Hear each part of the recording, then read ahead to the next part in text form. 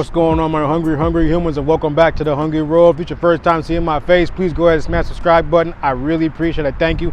But my name is Eric. This is the Hungry Road. We're gonna go over the cars that I rent when I travel for work, and the restaurants I eat at, and sometimes the shoes that I walk around in. That's a whole different thing. But this week's rental is the 2022 Honda Accord Sport Hybrid, or Hybrid Sport, however you want to put it. This is a very interesting one because due to some flight cancellation delays and stuff, I actually had to pick the car up in Detroit and then drive it down here to Cleveland. So if I would have flew into Cleveland, I'd have had something completely different, maybe. But I was actually really excited to see this one on the lot because I've never seen, you don't see a lot of Hondas on these lots. I'm like, okay, it's a Honda. I like the Accord, and you see the wheels, right? So I've always admired the wheels on these Honda Accords. They look amazing. The wheels just kind of set the car off. It makes it look, it makes me sad to say this, above a Honda. You know, because Hondas and Toyotas, you know, those kind of domestic cars, they got like a domestic feel. I know it's a Japanese car, but like, it just feels regular and normal, but like these wheels really upgraded. I'll talk more about that when we get to the features. Like I just mentioned, this is the Honda Accord Sport Hybrid. It does come in a non-hybrid variety, but we're not talking about that. We're talking about the hybrid here. It does come in 4 different trims. There's your base model, or then you get your sport model here, which we have here. You do get upgraded 19-inch wheels from the 17-inch wheels. A powered driver's seat. You also get wireless Apple CarPlay and Android Auto. So if the sport trim level is not enough for you, you can step up to the EXL. Now with the EXL, it's a little bit more money, but you do get a leather interior. You do get the 19-inch wheels and a few other options. You also get driver's seat memory. You also get a 400-watt sound system. This is a step up from the 200-watt sound system you get standard. And you also get parking sensors in the front and the back. And I'm also assuming you get blind spot detection. Now, why wouldn't blind spot detection be standard? You know, it's just like a safety feature. Don't like these car companies advertise all these safety features are standard. Like, give me my blind spot detection. It's fine. I can look over my shoulder. It's not a big deal, but I prefer blind spot. I mean, it's you get used to these kind of things when you have them on a regular basis, you know? Anyway, moving on. So you can get your Honda Accord in 6 different colors. 3 of them are going to be free, but 3 of them are going to pay a premium for. So let's start with them. This is going to be the Crystal Black Pearl, so free color. Then we have what's called Lunar Silver Metallic. It's a beautiful silverish looking car. I don't think you should pay any extra for it. Then we have what's called San Marino Red. Now I would lean toward the red. I like a nice bright, you know, pop of color there. And now we get to the premium ones. Platinum White Pearl. I'm sure hoping this white is gonna have some sort of rainbowy effect in it. Then we have what's called Sonic Gray Pearl. Same situation. It's not gonna be silver, but more of a gray, a little bit of a deeper color. And again, pearl, that lets me know you should have some sort of speckles in the paint. Looking at this black pearl, I don't see much, but the sun is hiding. And last but not least, we have what's called Still Night Pearl. This is their blue. This is a nice looking blue. I do like it a lot, but again, I hope it's gonna have more. You're paying $400 for those 3 colors. $395 at taxes, you're well into the $400. Now let's discuss these wheels. A lot of cars have pretty boring looking wheels, and it's kind of like an afterthought, a wheel from some aftermarket company that the company buys a whole bunch of and then they get thrown on the cars, whatever. They're easy to clean and what. These are absolutely beautiful. They're sporty, they're exciting, they're edgy. They look like blades. Now they are directional. So the other side of the car, the wheel is gonna be going the other direction. That's one thing I don't like, because that means you have to make 2 of each wheel and so they can spin the same. Don't worry about it. But they're aluminum and are gloss black. And this is a standard wheel. This is a free wheel when you get the Sport Honda Accord. Now you can step up, you can go even further to like a gloss black finish. I believe it's a 10-spoke wheel. Put a picture up here for you. Looks nice. Then you have a chrome version of that same wheel. Each of those wheels is going to be an extra $2,300 for, of course. They're also 19s, but I think these look just fine. I wouldn't need to upgrade at all. So let's discuss the hybrid engine here in the Honda Accord Sport. So if you don't know what a hybrid is, a hybrid means you have an electric motor. Well, this one has 2. I'll go over that in a second. And you have a gasoline engine, which is a 2-liter 4-cylinder engine in this car. So you can run the car on electric or gas, or both at the same time. The car will kind of make its judgment call for you. So like if you're riding at slow speeds around the parking lot or a downtown city, for example, chances are you'll be on the electric motor because you don't need to go that fast. You'll need that much power. But once you get on the highway, the gasoline engine will kick in, or when you're leaving a stoplight or something, the gasoline engine will kick in and it'll help propel the car. It'll also charge the battery in the car. So like I mentioned, this car uses 2 electric motors. One of them is going to be to move the car from a dead stop to get it going, and the other motor actually turns the engine on to kind of propel the car. So there's a few things we can look at in the car. There's a diagram that shows you where the energy is going in the car. It's actually a really cool thing. But yeah, 2-liter 4-cylinder engine, makes about 212 horsepower. It is the sport model. It is not terribly fast, but that's fine. It's not what you expect from a hybrid. All right, so let's check out the front end styling here. It's very simplistic, yet aggressive and functional all at the same time. Yeah, the front grille was kind of cut out to kind of make it move through the air and all that kind of good stuff. But I want to talk about these headlights. These are absolutely beautiful. Now you kind of see the running light starts off on the side here and kind of swoops around underneath. Looks absolutely beautiful at night. And we can see our turn signal. I like that. It's a beautiful LED turn signal. It covers like in there half the front of the car. Absolutely beautiful. And you got like these sort of whale teeth. It comes to mind like baleen looking shreds of glass inside the headlight. Absolutely beautiful. Nice one-piece unit right here. And let's discuss this front piece here. So right now this is all in chrome, but there are 2 appearance packages you can get. They're like $1,500 bucks. You can black this out, and a piece in the back, we'll go over that when I get to the back of the car, or you can bronze it out. So you can make this piece bronze. It's the only thing that changes. It's like it's a lot of money to change that piece, but car options are much more expensive on other cars. But let's move on. We have our fog lights on down here. And we also have the nice big grille. You can black this out if you want to. So right now there's little chrome strips here, but no big deal. We have the nice Honda logo right here in front, and you see it's kind of outlined in blue. That's how you know it's a hybrid. It's the little touches they add there. And we have our adaptive cruise control radar down there at the bottom, but it's a nice looking front end. All right, let's check out the back of the car here. It's a lot less exciting and eventful than the front was, but that's okay. First and foremost, I'm disappointed with this incandescent bulb turn signal. Y'all LED'd the heck out the car in the front. Why didn't you LED the back of it out? Right here is all LEDs and stuff, but I don't understand what happened here. No worries, let's move on. We do have an optional spoiler. It's a few $100 to add this to the back of the car. Usually it's not a spoiler. There is a lip on the trunk lid, but this spoiler, of course, is sporty. You want it to be sporty. Anyway, we do have the logo right here, outlined in blue still. Trim level down here, sport hybrid. Gotta show everybody what you're working with. And of course, model the car up there, the Accord. And we do have the exhaust tips. They're not even exhaust. It's like chrome corners. The exhaust is actually right underneath here. You only get one tailpipe, but that's fine. It's a hybrid. It's not designed to go real fast and make a whole bunch of noise. It's over here in the corner. But again, it's an okay looking back end. The reverse light's incandescent too. I can kind of see it through here, but whatever. While we're back here, let's discuss a few things about the key. So here we have a lock button up top, unlock button beneath it. We have your remote start button on the left and your trunk button on the right. It's a decent looking key fob, nothing crazy about it. Okay, the panic button right here, chromed out on the little edge over here. I wonder if you can get that blacked out or bronzed out if you get that package. Anyway, moving on, let's open the trunk. Hold the trunk button down like this. You'll see the trunk open up just a smidge, and it'll open it up just like that. All right, we can also close that. We have another trunk opening mechanism down here. If you have the key on you or the car is unlocked, just push rubber bumper up above the or underneath the Honda sign there, and take a look in here. It's not bad, very uneventful. We do have space for a cargo net. We do have a 60/40 folding back seat back there, and to do that we do have your things up here. Kind of pull this to release them, and then you can go around the back and fold them down. I don't need to do all that for you right now, but let's check out what's underneath the floor here. We do got tire inflating system. We have what looks like a front license plate cover. We got owner's manual back here. We got some sort of oil filler. They gave you a whole bunch of stuff in here. Now what's under that? Let's take this stuff out of here. Nothing. There's nothing underneath that. You get no spare tire in this car, but you get a tire inflating system, which is this guy right here. So to get into the car, keep the keys in your pocket, walk up to the door handle and just press your hand inside. The car will unlock and beep. Open the door. Let's check out this interior here. First, let's go to the door panel here. Not bad. Oh, don't mind my wallet and stuff. It's a very simple door panel. Here's another button for your trunk down here. You can check that guy out right there. All your controls, your standard controls are right here.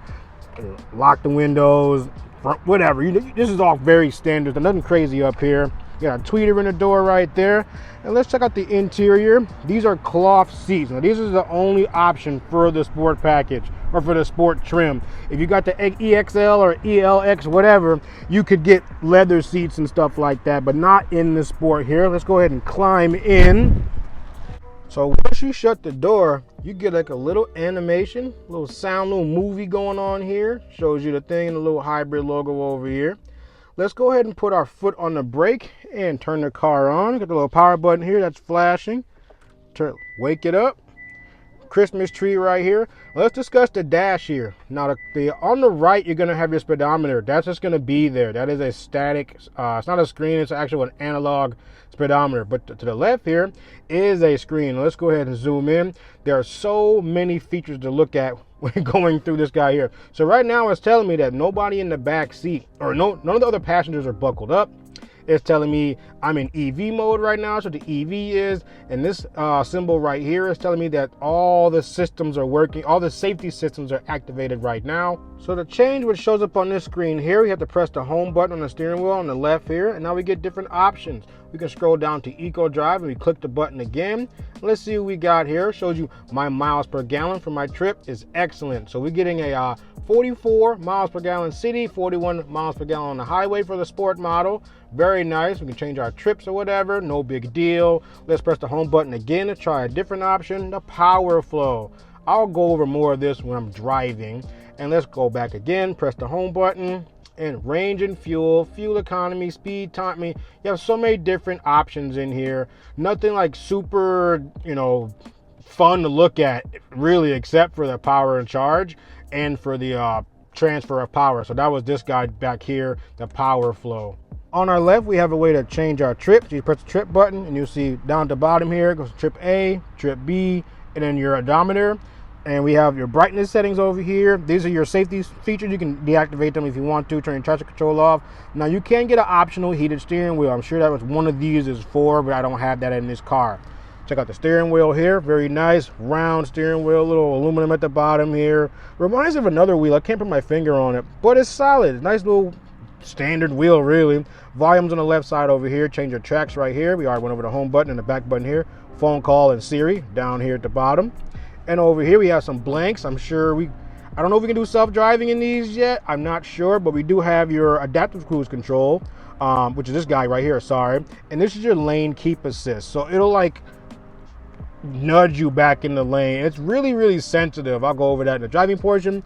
We have your cruise control right here, all that kind of stuff, nothing crazy. So this is your home screen here. This 8-inch touchscreen display here.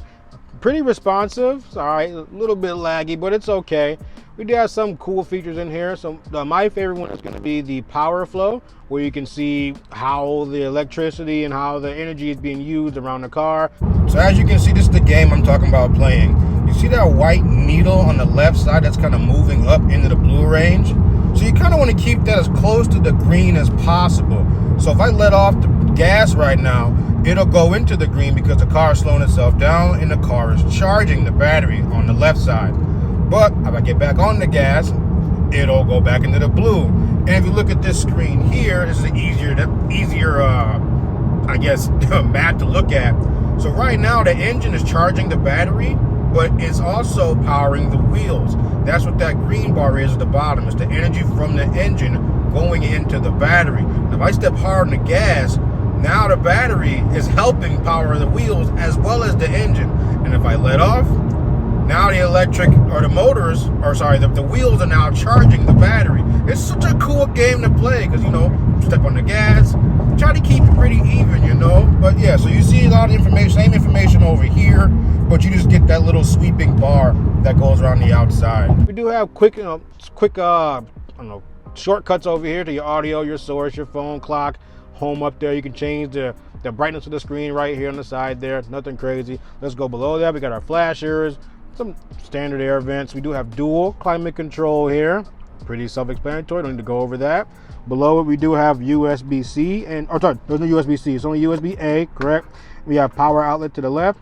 One of them says to like communicate with the car. Other one is pure charging. So I'm not sure if there's actually a difference in those two. I haven't tried it out. I'm going to be using the left one because I want to have Apple CarPlay, but it's wireless if I wanted to. Oh, and by the way, down here, you can add a wireless car charger for like $300 something. Again, this one doesn't have it. No big deal. Now let's discuss the driving selector. I actually really like this.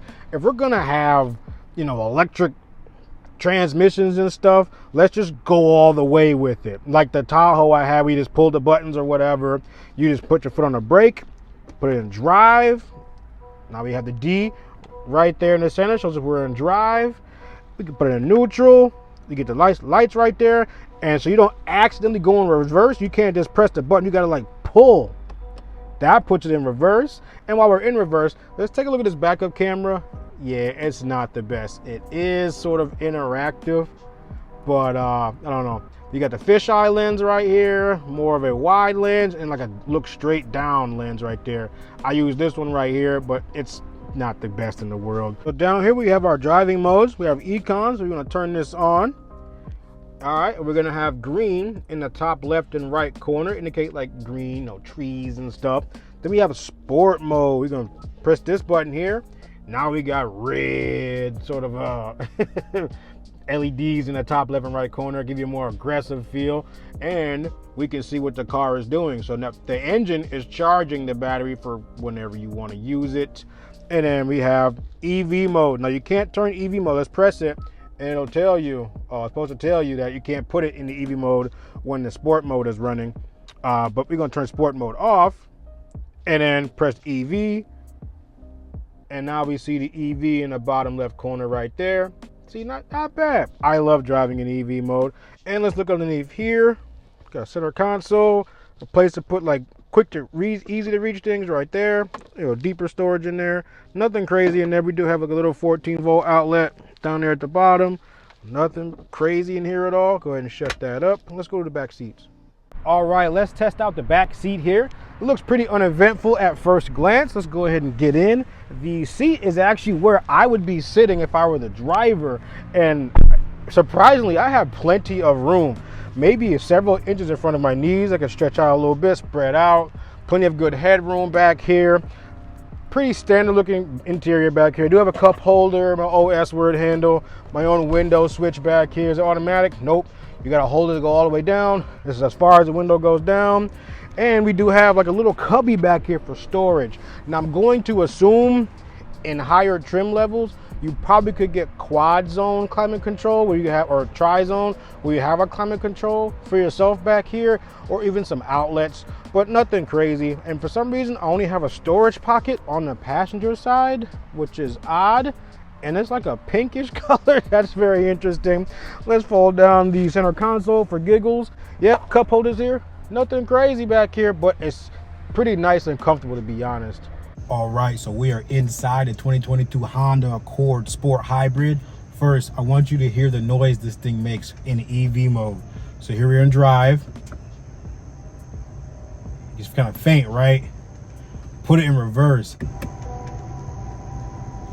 You gotta hear that? It's such a cool noise. Anyway, let's head out of here, go get some dinner. But I love driving in EV mode, just hearing nothing. I'll roll the windows back up. Nothing, just nice and quiet. It's a very chill ride. The other window didn't go up. But the drawback, this is a rough ride. I don't know what Honda was thinking, but this is a rough ride. Like it's very, I feel every single bump. It could be because of the wheels we're on. They're 19-inch wheels, and this car isn't that big, so the tires are kind of thin. But yeah, it doesn't really work. What are you doing? It's not my turn to go. And it's okay. I do like the way it feels. It feels very nice. The steering wheel is nice and thick, pretty good. Again, the game I like playing, keeping this little meter in the green, like, so you're charging the battery and using EV. It's cool, you know. I like the experience of EV, but like I said, I'm I'm gonna say later in the video, but I'm totally ready for EVs. Yeah, off the line, there's power when you want it, but it's not very strong. Yeah, the car is very comfortable for sure. Just like me sitting in it, it doesn't necessarily squeeze me or hug me or anything like that. But again, it's just such a rough ride. It's not like unbearable, because I've driven the car about 350 miles and it's comfortable. It's cool. It's just you can be bumped around a lot. And I don't know if there's a comfort setting or something in here, but yeah, this is kind of it. So it was funny. I just got gas here in Cleveland because I'm driving back to Michigan. You know, flights and stuff all messed up. Anyway, and this guy in this Audi S6 was like breaking his neck when I was driving around the gas station silently in electric mode, checking out the Honda Accord. Like, I'm telling you, this thing is a looker. Audi S6, that's like 60, 70 grand. Meanwhile, I'm in, you know, $32,000 Honda. And yeah, he's like, you know, when you see a girl walk by and she got that thing and you turn your neck a little bit, that's what he was doing. So, I mean, this is a looker, man. I'm telling you. Like I said, all black like this, maybe a red or a blue, and get like the black accent package. I don't want to say I could see myself owning one of these, but I wouldn't mind it, you know, because this is an excellent car. I actually really enjoy it. It's been a while since I rented a car, and I was like, man, this is a really, really nice car. And like, don't get me wrong, I would probably take this over like the Alfa Romeo Stelvio, the Alfa Romeo Giulia. Like, I think this is a better bang for your buck. I'm getting 45 miles a gallon. I can drive around silently. The wheels are great. I mean, this is just an excellent car. I mean, Honda did really well with it. Now, yes, you're missing some of the luxury features like leather and massaging seats, but those cars didn't have them either. But like, you get all the necessary amenities in this car here. Well, I'm missing blind spots, so I had to go up a trim level or two. But yeah, I mean, this car does everything I needed to do. I really enjoy driving it. It's fun to drive. Again, playing the game with the keeping the battery charged or whatever. Yeah, I can show you that right here in a second. But it's lovely. Like I said, it's a rough ride. That's the only thing. I wonder if you had the 17-inch wheels with a bigger tire, bigger sidewall, would the ride be softer? Or was it the suspension that makes the ride so rough?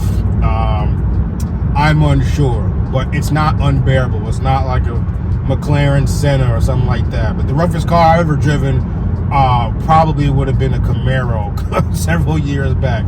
That thing was so stiff. But those cars are supposed to be stiff. They're sports cars.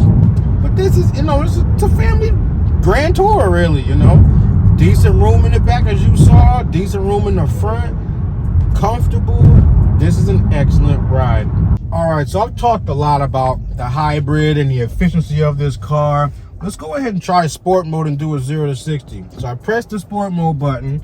Let's get out here on the main road, and we're gonna come to a full stop, and then we're gonna mash it and go.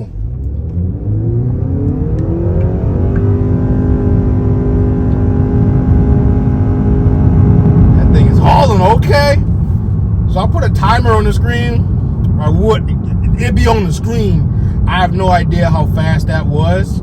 My guess is maybe 6 seconds, 6.5 seconds, 0 to 60.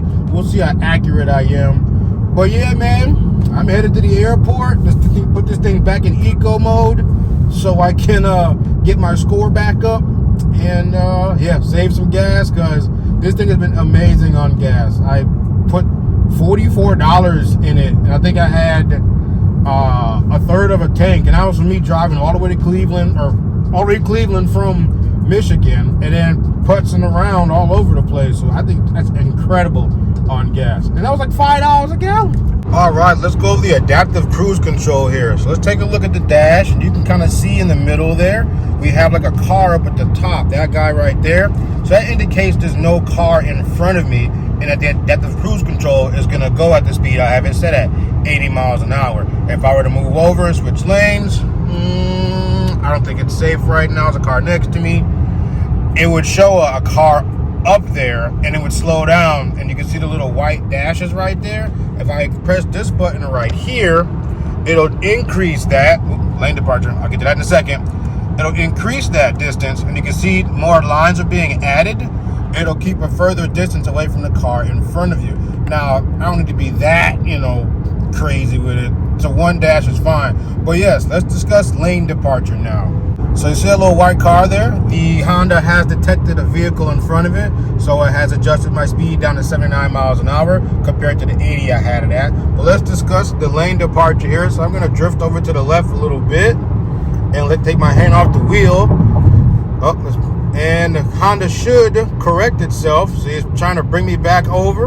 All right, which it did, but it will not steer for you, and it's yelling at me, steering required. So now I gotta grab the wheel and take back over. But yes, the steering correction is a bit sensitive.